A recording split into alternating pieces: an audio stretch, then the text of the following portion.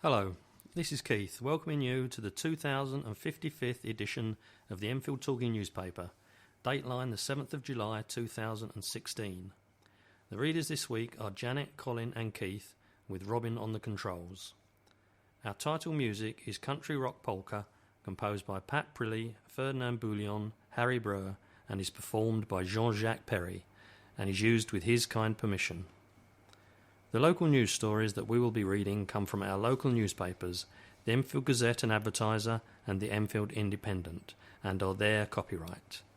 The events information has been collated by us from other sources. The local news headlines this week include Carjack Boy Left on Doorstep, Group Seeks Court Order, and MP Backs Underdog Leadsom for Prime Minister role. Before the news, we have one or two special news items and notices. First, the sunrise and sunset times for tomorrow, the 8th of July. Sunrise 4:54, sunset 21:17. The Whitechapel Gallery has confirmed the next couple of dates for audio description tours, which will focus on a major exhibition by abstract artist Mary Heilman. The tours are free, as is entrance to the gallery. The first one is on Saturday the 16th of July at 1 p.m. and the second is on Wednesday the 3rd of August at 11:30 a.m. To book your free place, please contact the Whitechapel Gallery via email or phone. The email is access@whitechapelgallery.org and the telephone number is 020 7522 7888. I'll give you those again. That's access@whitechapelgallery.org for the email address and the phone number 020 7522 7888. The Enfield Macular Disease Support Group meets on the second Wednesday of every month from 10 a.m. to 12 noon at the Trinity Church Hall, Gentleman's Row, Enfield EN2 6AN. The meetings are open to anyone affected by central vision loss, and carers are welcome as well. If you'd like further details, please contact Alan Newson on 020 8886 5659. That's Alan Newson on 020 886 5659. Do get in touch with us to share your own news and special announcements. We love to hear from you. If you have any comments about the Enfield Talking newspaper, please phone Diane de Jersey on 020 8805 6578. She is your listener's representative and she will be pleased to help you.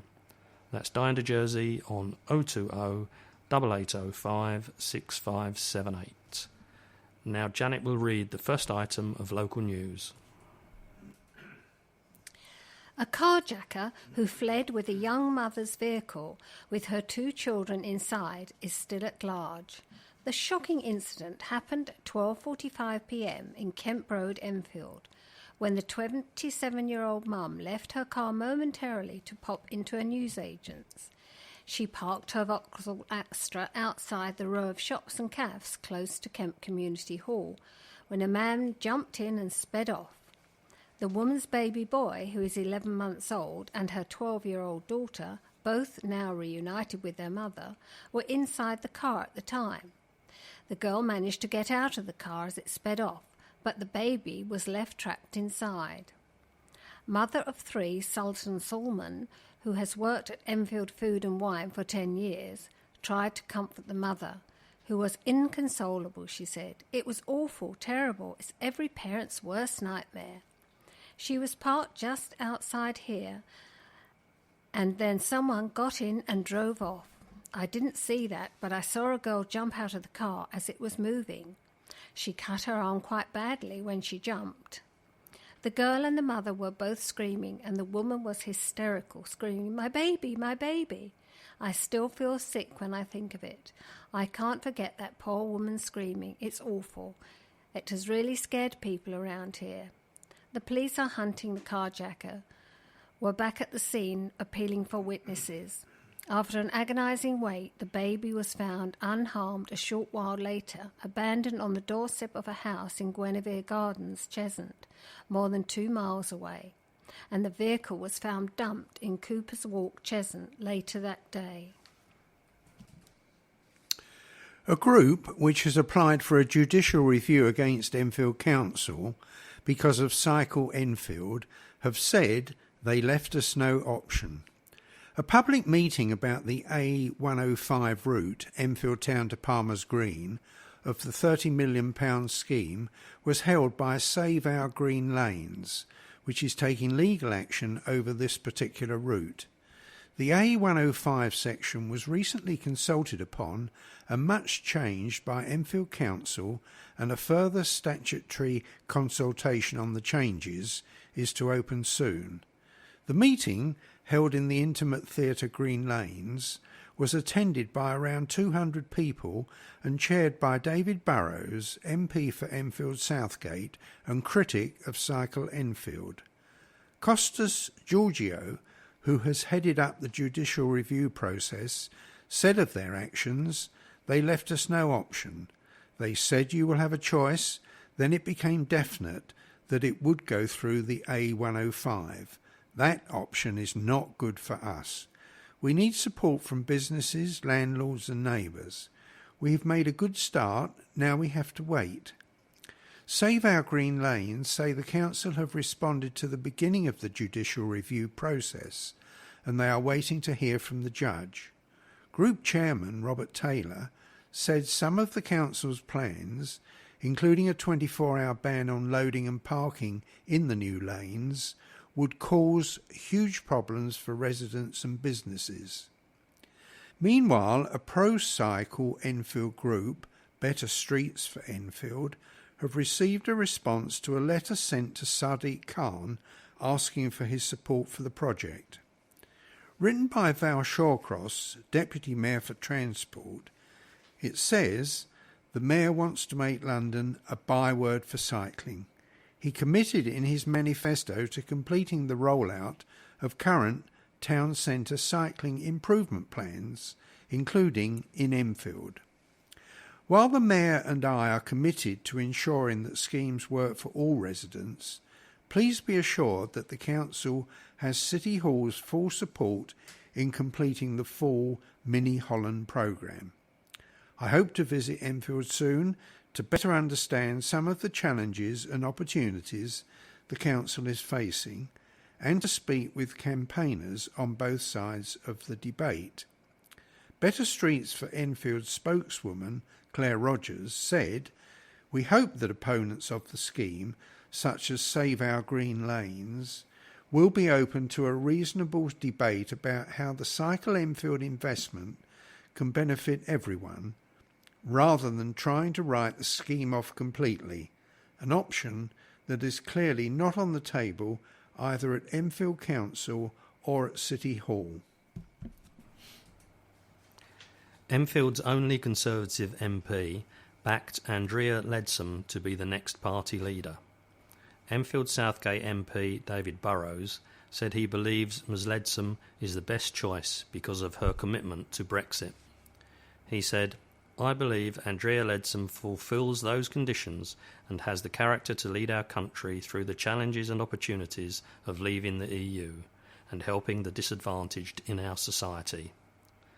Ms Leadsom was one of 5 candidates to be the next leader of the Conservative Party following the resignation of David Cameron after Britain voted to leave the EU. The other 4 candidates were Michael Gove, Theresa May, Stephen Crabb and Liam Fox. At the time of recording, the 2 candidates left were Andrea Leadsom and Theresa May.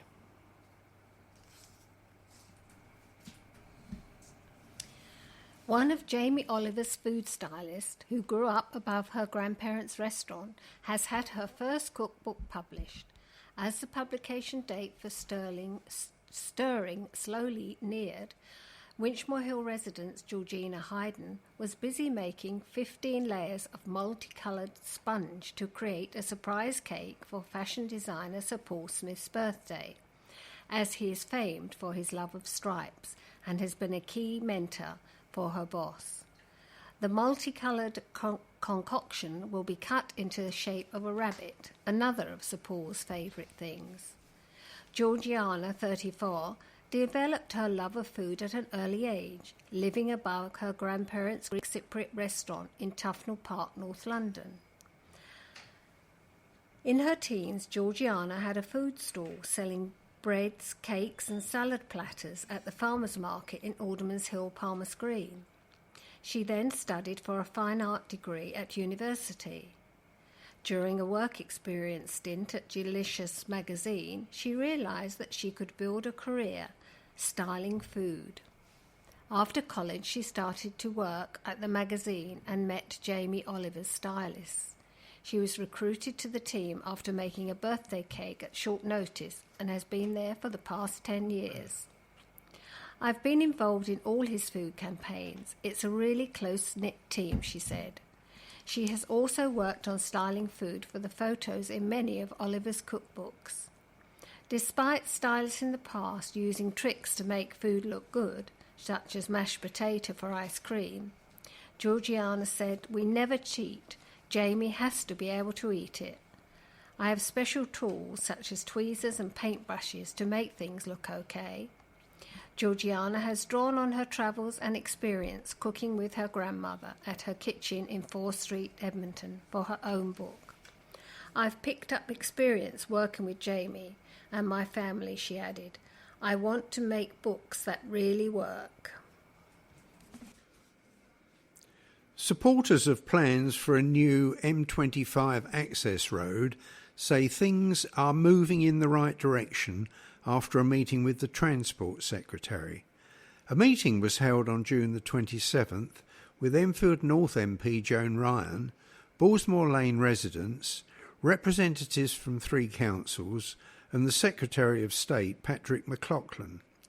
During the discussions, Mr McLaughlin agreed to set up an official working group to look into alleviating the traffic pressures on the road, including the possible construction of a new road from the motorway into North Enfield.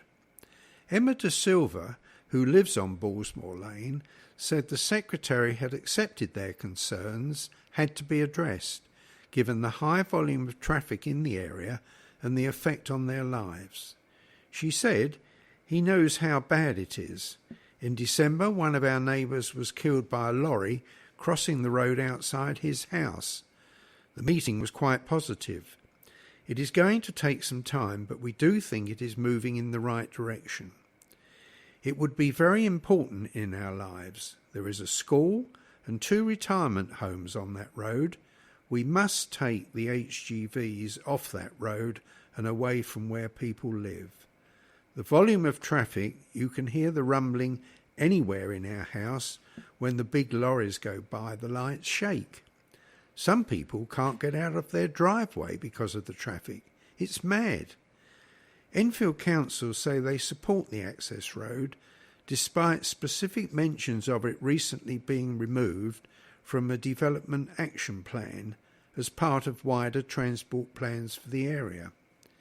Ms Ryan said any plans to construct the new road would unlikely to be given the green light before 2025 and could come as part of Crossrail 2 developments. She said the residents were brilliant, making a passionate, informed case for a new road to be built. The establishment of an official working group is one of the most significant developments local campaigners have seen for many years. We will be doing everything we can to work with this group to press the case for the new road to be built and to provide the general transport improvements that local residents and businesses badly need. The planned working group will include representatives from the Department for Transport, the Highways Agency, Transport for London and Enfield, Hertfordshire and Epping Forest councils. Local government spending cuts caused an alienation which led to Brexit, according to Enfield Council. In a statement, Council leader Doug Taylor, who supported remaining in the EU, said it was necessary to review the policy of cutting services to restore faith. Enfield voted in favour of remaining, in line with many other boroughs in London. However, major support for Brexit from other parts of England and Wales have led to the end of the country's spell in the EU and uncertainty for the borough's future. Councillor Taylor said, "Real frustrations were seen in this referendum and have challenged a government which has failed to recognise the public mood. The Prime Minister is going, and there is an inevitable instability in our economy and likely pressure and threats to budgets. However, failures to provide adequate spending on crime, housing, education, social care and health as a result of austerity and allowing poor wages were part of the public frustration. The government should act to reverse the impact and fund services for Enfield residents and the wider public adequately. This can't wait if the public are not to be further alienated from their government." In contrast, Councillor Terry Neville, leader of the Enfield opposition and passionate Brexiteer, said, "The future is bright for the borough. The stock exchange is already recovering. There will be changes, but the Prime Minister and Governor of the Bank of England spoke to reassure, so I don't think it will affect us too badly." A charity is taking on the Tottenham Hotspur Legends to raise money for a cancer charity. The Nightingale Cancer Support Centre in Lancaster Road, Enfield, is putting together a team for a special match at 3 p.m. on Sunday, July the 10th, against a group of former Spurs players. It has been formed by Danny Hunter, a supporter of the charity which looks after cancer sufferers and their friends and families. Meanwhile, the opposing Legends team, who currently have a 100% success rate in 2016, could feature well-known names from the 80s and 90s such as Teddy Sheringham, Andy Sinton, Stuart Nethercott, Tony Gavin, Gary Doherty and Mark Falco. Mr. Hunter said it's going to be an amazing experience for everyone playing and watching. "We have grown up with these guys as our idols, screaming at them from the stadium seats or at the TV screen. To now be actually playing against them on the pitch will be a day we will remember for a long time to come. However, even though we idolise these guys, we will not be under any impression that we will be starstruck. We are out to win for the Nightingale and break the Legends' run of success." Lisa Barker, the charity's fundraising manager, said, "The Nightingale receives no government funding and relies completely on fundraising income. We hope this event will not only give people a wonderful day out and a great experience to be able to see their legends and get autographs and photos, but also raise over £15,000 for the charity. We are very grateful to the Legends for coming to Enfield and choosing the Nightingale Cancer Support Centre as their charity. Doors will open at 1 p.m, when there will be a live band and games, followed by a penalty shootout against the Legends, goalkeeper at 2:15, before the main kick-off at 3. If you're interested to book tickets, you can go to www.nightingalesupport.org.uk for just £4. The crisis-hit A&E department at the North Middlesex University Hospital has turned a corner, a report published by a health watchdog concludes. But more needs to be done, according to the Care Quality Commission, after the hospital in Stirling Way, Edmonton, was rated inadequate following a surprise inspection earlier this year. The CQC returned to the A&E department last week, having issued a warning notice after April's inspection, which said patient safety needed improvement. It also found that a shortage of middle-grade doctors had put pressure on the department and recommended medical care needed improvement. Julie Lowe, Chief Executive of North Middlesex University Hospital NHS Trust, is currently on leave, and Libby McManus from the Royal Free London NHS Foundation Trust has taken on the post as interim Chief Executive. The Royal Free's boss, David Sloman, will act as interim accountable officer. The CQC's Chief Inspector of Hospitals, Sir Mike Richards, said North Middlesex University Hospital is one of the busiest A&E departments in London, so it is worrying that we found there were not enough experienced doctors on call to deal with demand. Sir Mike said last week's inspection found the emergency department has turned a corner, but there is still much more that needs to be done. A new clinical director, Dr. Turan Hussain, has just started work at the A&E department, along with 5 senior doctors on loan from other trusts. Enfield North MP Joan Ryan said she feared that changes with key roles filled by Royal Free Staff signalled a takeover by another name. Enfield MPs recently met Government Health Minister Ben Gummer and stressed the importance of the A&E department. This is an article by Paul Welsh. Right, are we all ready and have we finished our drinks? OK, we are off on another ramble down the footpaths of yesteryear. With all these readers nowadays, we must seem like a herd of buffalo crossing the plains of Wyoming. I was lured out of retirement by Elstree Studios to help host a special one-off event called Sitcom Heaven, where we paid tribute to such classic shows as On the Buses, George and Mildred, and Man About the House. The television series were not made at Elstree, but the successful spin-off movies were, and there was a great turnout from fans and those associated with these classic series of the late 1960s and early 1970s. It's hard to remember, but in their day these shows attracted audiences of up to 20 million, whereas now Corrie, The X Factor and EastEnders almost drop dead if they get 10 million. My part was to host an on-stage question and answer session with actors who had appeared in On the Buses and the only remaining star of the series, Anna Karen. Although it's been a while since I did this, it was pretty easy as I had 40 years of such events and you don't forget. It was a pleasure to meet John Lyons, who appeared in 4 episodes of the TV series, but is best remembered for the 17 years he spent playing D.S. Toolan as David Jason's right-hand man in the hit series A Touch of Frost. The strange thing about showbiz is we greet each other like old friends, but we've never met before. I did have a bit of trouble with one celebrity who was being a bit prickly, but it's all water off a duck's back to me.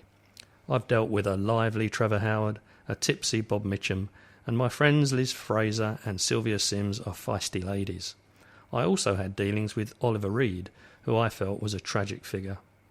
Oliver was an alcoholic and, to be honest, a nasty drunk, yet he could be great, had a great screen presence and was an intelligent man. I recall once they were shooting a cast photo of a Barbara Cartland movie, which was made in the days when you could get plenty of guest stars for peanuts. The photographer, or somebody, placed Oliver standing behind a seated Barbara, who was bedecked in pink, looking like the late Queen Mother. She smiled gracefully without being aware of the hand gestures being made behind her head. In the 1990s, I interviewed the late Paul Mills, who had been in charge of publicity at the old MGM British Studios in Boreham Wood from the early 1950s until it closed in 1970, and had a wealth of behind-the-scenes tales of the stars who worked there. I urged him to write it all down, but he refused, and told me I should also take the unflattering stories to the grave. His boss in Hollywood, Howard Strickling, known as the Fixer, had the same attitude, and he even made murders into suicides, covered up many scandals in the 30s and 40s, but refused lucrative offers to write it all down. Thus I have a problem. Should I be open about both the good and bad, or carry on the tradition? Even at the Sitcom Heaven event, it upset veteran Hammer Films producer Roy Skeggs when cast members of George and Mildred mentioned the late great Eutha Joyce's alcohol problems that killed her. I interviewed Eutha not long before her death, and it was obvious she was a sad lady. Despite her fame, or actually because of it, she had lost her privacy and the ability to break loose from the character of Mildred. Anyway, Elstree Studios want to do a free evening with me in the autumn, and perhaps I should speak freely, as too many books are written these days on second-hand knowledge. There's some lovely pictures here of little girls and some not so little, dressed in little pink outfits and colourful outfits as fairies. Very pretty it is too. Imagination and children ran wild, as thousands of fairies gathered at Forty Hall recently. It was the return of the Come Away with the Fairies Festival, a 2-day celebration of all things magical against the backdrop of the 18th century estate and gardens in Forty Hill, Enfield. Paul Everett, head of leisure and culture at Enfield Council, said it was a wonderful, magical event. He said it was about imagination and free spirit and letting children make their own fun. It was aimed at families with young children, and lots of youngsters turned up dressed as fairies, wearing wings, some adults also. I think the parents love it because it's old-fashioned, with not a computer in sight. As well as live music, there were lots of opportunities to take part in arts and crafts, making wands and wings. The event was organised and run by the Funky Festival Company and Fairies, Friends of Forty Hall Park, was hailed as a great success, with more than 3,500 people buying tickets over the 2 days. Proceeds will go towards the conservation of the Forty Hall estate. Manager Bradley Quinton is raring to go as Enfield Town prepare to begin a hectic schedule of pre-season friendlies later this month. Town's players have already returned to training to help them get ready for the coming Ryman Premier Division campaign and face the first of 7 friendly matches when they entertain League 2 outfit Barnet on July the 16th. And Quinton believes that the tough pre-season programme, which includes 4 home games in the space of 8 days, will help them to be fully prepared for their league opener on August the 13th. It's good to be back in training, he said. A few people are still away on holiday, but we had a double session on Saturday and the lads are all working hard. We've got some great friendlies coming up, starting with the game against Barnet. We wanted to have a tough schedule so that we can push the guys as hard as possible to make sure they are fully prepared for the start of the season. Last year we had a lot of injuries at the start of the season, and we want to make sure that doesn't happen again so we can begin strongly. Everyone is feeling fresh and looking forward to getting going, and everyone is determined to play at a high level. Cockfosters face their first pre-season fixture on Saturday when they make the trip to Amersham Town. An Enfield primary school is waiting to find out if it set a world record during their Queen's birthday celebrations. Eldon Primary School held a celebration on their school field on June the 21st for all 1,100 children and 225 members of staff. As part of the party, all the pupils took part in a giant game of musical bumps, with the current record for the largest number of people taking part in the game being 650.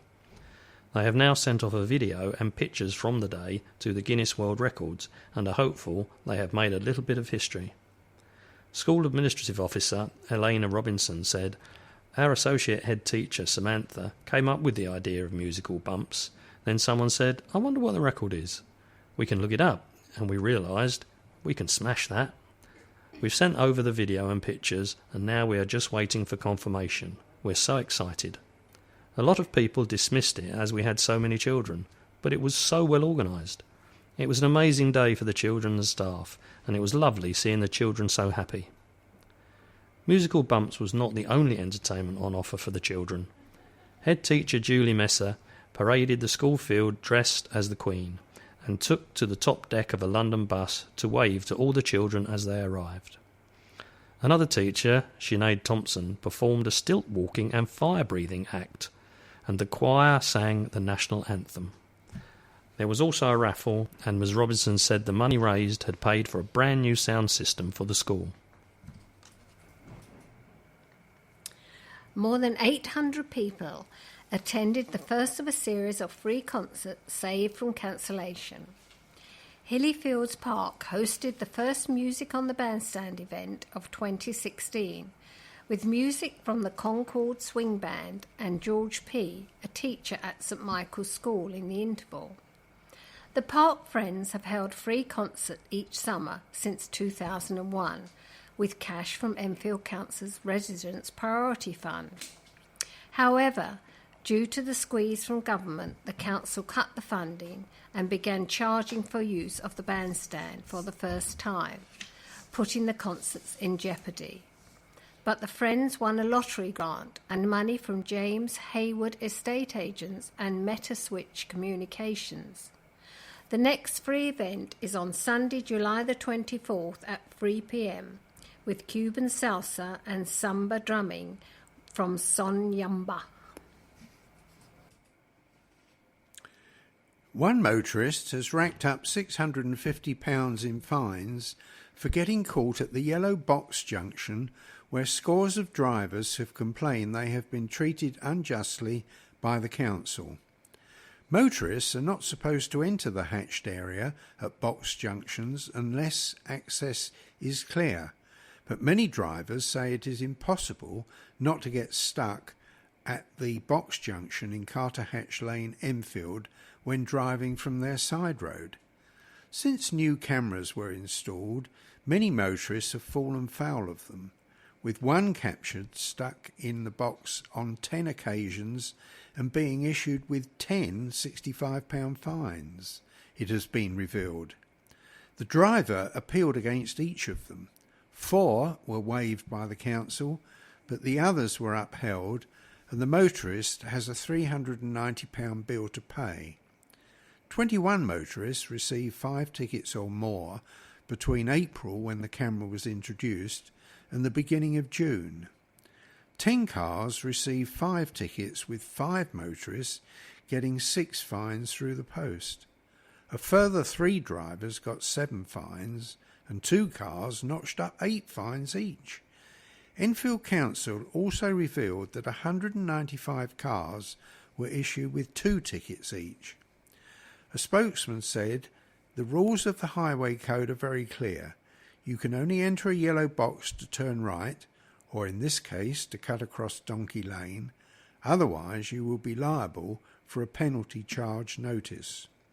She added, "It is worth noting that the yellow box in question has been in place for 2 decades and was actually repainted last year, and no concerns were raised about exit issues from the slip road."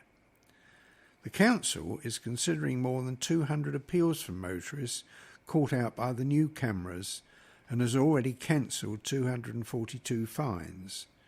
Resident Elaine Perkins has had an appeal turned down and plans to fight the decision in the courts. She says the council should have warned people about the new enforcement and leafleted nearby streets.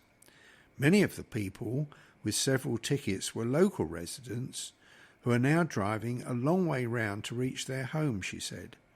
However, she pointed out the consequence of the council's move was to drive extra traffic past school children, which the local authority wanted to avoid.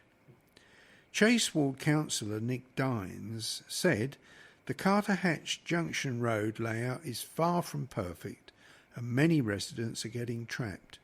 From Linden Gardens, Linden Avenue and the Great Cambridge Slip Road, thousands of pounds must have been raised from unsuspecting hard-working residents just trying to exit onto the A10. That is not fair. I, of course, recognise that bad driving should be penalised, but local residents were given no warning this camera was going to be installed, and I hope the council looks leniently towards those who live locally and were fined in the first few weeks. A school governor is delighted to have won a borough-wide award for her work. Karen Fernandez, chairman of governors at Hadleywood Primary School, was crowned Enfield's outstanding school governor for 2016 at the Dugdale Centre on Wednesday, June the 29th. Ms Fernandez, who received her award from Mayor Councillor Bernadette Lepage, said, "I am delighted to receive this honour. I have spent many happy years at Hadleywood and have only praise for the head teacher, the staff and the support from my fellow governors. We take our work seriously and recognise our responsibilities to all the pupils. The children are keen to learn and their parents back the school to the hilt. Councillor Ifa Orhan, Enfield Council's Cabinet Member for Education, Children's Services and Protection, said Ms Fernandez was a worthy winner. She said her commitment is clear and her determination to see the school maintains high standards unflinching. It was a great pleasure to present this award to her. To find out more about becoming a school governor, call 020 8379 3321 or email teresa.palmer@enfield.gov.uk. Two best friends will run 10k for charity to raise funds and awareness for a disease people don't understand. Amelia Prigmore and Michaela Greenwood, who have been close friends for 9 years since attending the same school, will take part in the British 10k London Run from Piccadilly to Whitehall in aid of Epilepsy Research UK. Miss Greenwood, 27, from Muswell Hill, suffers from epilepsy, and Miss Prigmore said they have raised money for research into it before, but never quite like this. The 24-year-old said they have participated in various fundraising events for epilepsy charities in the past, including fundraising at London Bridge Station, collecting commuters' change on their way to work. But this year we've decided to be more active and put their fitness to the test. Miss Greenwood from Winchmore Hill said, "We've been training hard. It's a first for both of us, but we are very excited. A little bit nervous, but more excited. I don't really know what to expect, but I've heard from other people about the great atmosphere. I'm looking forward to that. When I saw ERUK was the main charity, I thought I have to do this. People don't realise how much it affects other people. Epilepsy just doesn't get the attention it needs. A lot of people can't control it, and there's so much research that can be done that people just don't understand." A former nurse is one of two new trainee vicars taking up posts in Enfield following their appointment by the capital's leading Anglican churchman. Elizabeth Bowen, who worked as a nurse at Chase Farm and Barnet hospitals for 25 years, was among 32 men and women ordained as deacons by the Bishop of Stepney, the Right Reverend Richard Chartres, in a ceremony at St Paul's Cathedral. A trained counsellor who previously served as a senior pastor at Christ Church in Barnet, her new role is at St Andrews in Enfield Town. Fellow deacon Vincent Sheehan takes up his appointment at St George's Church, Hertford Road, Freezywater. They are among 6 newly ordained deacons appointed to churches in the Diocese of London's Edmonton area, which comprises the boroughs of Enfield, Barnet, Camden and Haringey. The Bishop of Edmonton, the Right Reverend Rob Wickham, said, "North London is a place of much excitement and vibrancy, and I am thrilled that those who are preparing for ordination in this world city exhibit such vibrancy. I am very much looking forward to working with them and discerning where God will be at work in their lives as we seek to share in the ministry of Jesus Christ and serve our very diverse communities. The office of deacon is a step on the path towards priesthood and follows 2 to 3 years of training." Keeping kids quiet is tough enough at the best of times, but for one school's pupils, it was a great way to publicise how lucky they are. Children at Merry Hills Primary held a themed week to raise awareness about youngsters who are unable to go to school. Reception pupils stayed silent for 15 minutes and Year 6 children for an entire Friday morning. Barbara Cumley, in charge of morale, social and cultural welfare at the school in Bincott Road, Enfield, said, "We are trying to raise awareness of the plight of children where they can't go to school, in parts of Africa, for example, and in some countries where girls aren't allowed to go at all. and we are encouraging children to think about different aspects. Some of them, especially girls, are quite shocked when they learn they do not have equality. Posters, leaflets and blogging were also used to heighten awareness, and the children made cardboard rucksacks to be delivered to MPs with messages asking them to speak up for education. Plans are being proposed to turn an empty church into a retirement home. Developers want to turn the former Oakwood Methodist Church in Westport Avenue into homes for people over 60. The site, which currently includes a church, hall, nursery school and a residential flat, has been vacant since September 2014. McCarthy and Stone have promised to hold community consultations and will hold meetings with neighbours and stakeholders before a public exhibition at a later date. For more details, call the project information line on 0800 298 7040. I'll give you that phone number again. It's 0800, which is a free number, 298 7040. Southgate held their nerve with the ball to snatch a dramatic 12-run win at Richmond in the Premier Division of the Middlesex County Cricket League on Saturday. Meanwhile, Winchmore Hill were also victorious as they beat South Hampstead by 62 runs to climb into the promotion places in Division 3. However, there was disappointment for Enfield in the second division as they suffered a crushing 152-run defeat at Brondesbury. Southgate host Shepherd's Bush on Saturday, while Enfield go to Acton and Winchmore Hill visit Kenton. Detectives are hunting a sex attacker who indecently assaulted a woman in a park.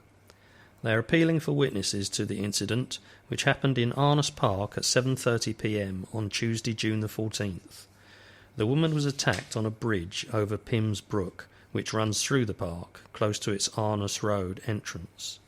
Detectives want to hear from anyone who was in the park at the time and saw a man matching the description they have issued. They are also appealing to members of the public who might have seen him in the park after he committed the assault, or who might recognise his identity from the description.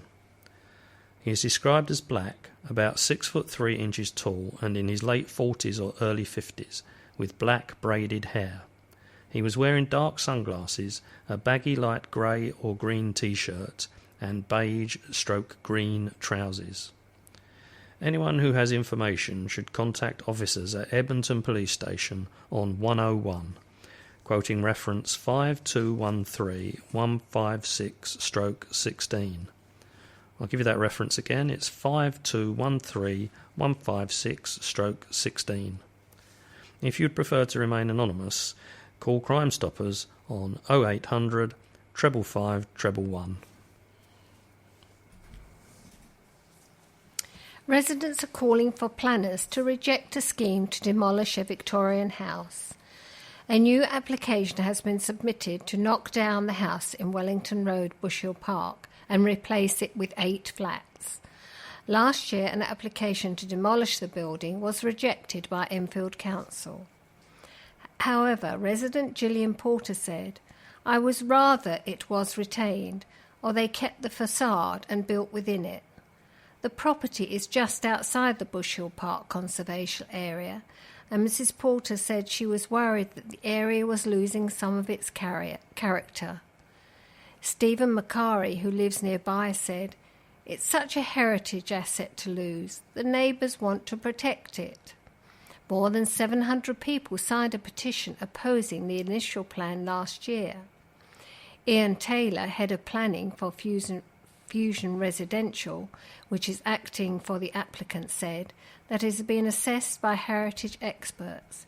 He says some of the experts were working for the applicant and others for the council. Mr. Taylor said, "All these experts have consistently found that although the property does have some small merits, it's far from being a well-preserved or indeed good example of the built form. Pampered dogs are in for a boost after the first crop of students graduated from a new course. 11 teenagers have completed their training at Capel Manor College's dog grooming parlour. The mutt mollycoddlers have spent a year honing their skills and ensuring canine customers emerge at their beautiful best. Pampered pooches can be washed, shaved and have their nails clipped for about £15 a time, although there could be higher charges for big dogs. Course manager Charlotte Green said, "It's been a very successful first year and many of our students are getting employment. They did a City and Guild certificate and the course lasted a year. It was so popular we will be adding a day course." The dog grooming course was based at the Princess Royal College of Animal Management and Saddlery Centre, which opened last year at Capel Manor in Ballsmore Lane, Enfield. A bus driver and former professional table tennis player has won an award by helping people with Alzheimer's through his beloved sport. Brian Kerr from Edmonton was given a prize by Arriva in their National Making a Difference Awards for the coaching he does at Bounce Alzheimer's Therapy. The charity helps people combat the illness through the sport, with Mr. Kerr using special coloured tables, allowing longer rallies which make the brain work harder. Mr. Kerr, who donated the £1,000 prize money to the charity, said, "Table tennis is the number one sport for the brain. I used to play professionally, but when I finished I wanted to stay in the sport and give something back." For National Table Tennis Day on July the 14th, he will hold 2 table tennis sessions at Edmonton Green Leisure Centre and will bring his special table. Visit the Table Tennis England website for more details. Rare sample of moon rocks and meteorites landed at an Enfield school last week for a visit. Students at Palmer's Green High School enjoyed an interactive astronomy experience, getting up close and personal with the hand-sized meteorites. These included a 1.2 billion-year-old piece of Mars and a 4.3 billion-year-old nickel meteorite. The samples provided by the UK Science and Technology Facilities Council were collected in the late 1960s and early 1970s during some of NASA's first manned space missions to the moon. A total of lunar material brought back to Earth weighed 382 kilograms. Professor John Wormsley, the chief of STFC, said, "This is a great opportunity for young people to be able to see, touch and really experience such important and exciting messages from space. It is turning science fiction into science fact." Reigning champions Saracens will go head-to-head with French giants Toulon in the pool stages of next season's European Champions Cup. Last week's draw saw them paired with Toulon, who beat them in the final in 2014 and had won the competition 3 times in a row prior to this year. In Pool 3 of the event, with Sarri's Premiership rivals Sale and Welsh outfit the Scarlets making up the other 2 teams in the group. "It's an exciting pool against some extremely tough sides," said Director of Rugby Mark McCall. "Last season was amazing for us, but we know that the hard work starts now as we prepare for what promises to be another competitive campaign." Pink Floyd drummer Nick Mason has given a festival at an Enfield beauty spot a helping hand. With just a few days to go to fund the £2,149 needed towards staging the Furze Farm Wetlands Festival, he stepped in with a £750 donation. Tony Guyver, who set up the Park Wetlands and Nature Reserve at Furze Farm in Furze Lane, Palmer's Green in 2013, said, "We had a fabulous donation from Nick Mason. He wrote to support the project last year and has also given us some drumsticks that he signed and a CD to auction. He heard about Furze Farm through a friend of a friend, said MacGyver. The support from the Nick and Annette Mason Foundation has given the festival, on Saturday, July the 16th, a boost, and the Pink Floyd memorabilia will be auctioned during the day. She added, "It's about making the day more special for the community. We want to have a long-lasting impact, so people want to love and protect their green space and want to value it as part of their life." She said she had invited the drummer to perform at the festival. Another celebrated drummer on her dream guest list is Winchmore Hill resident Clem Satini from the Tornadoes, who shot to fame with the #1 hit Telstar in the 1960s. Attractions at the festival include music from 13-year-old Winchmore Hill resident Owen Edwards and his band, the Big K Music Group, Michael Hill Exchange, Mete and London Fusion. A motorist is in a serious but stable condition in hospital after the car he was driving was in collision with a van in Enfield on Monday. The accident happened on the A10 Great Cambridge Road at the junction with Church Street and led to widespread rush hour traffic, chaos and buses being diverted. The 20-year-old car driver was treated at the scene by medics and taken by ambulance to the North Middlesex Hospital in Stirling Way, Edmonton. His injuries are not believed to be life-threatening and the van driver was uninjured. Detectives from the Met Police and Transport Policing Command are investigating and are appealing for witnesses. Anyone with information is asked to call the Serious Collision Investigation Unit dedicated witness line at Chadwell Heath Traffic Grange on 0208 587 4874 or via 101. We've reached the end of our programme for this week. Thank you for listening. So from the team of Janet, Colin and Keith and Robin on the controls, it's goodbye. Please remember to turn over the address label in your postal packet, put the memory stick into the packet and return it to us as soon as possible, in readiness for the next edition. Don't forget you can call Diane de Jersey regarding any help you may require in connection with Enfield Talking Newspaper on 020 8805 6578. Coming up next, the latest news and information for the Greater London area from InfoSound. The Enfield Talking Newspaper will be with you again in 1 week's time.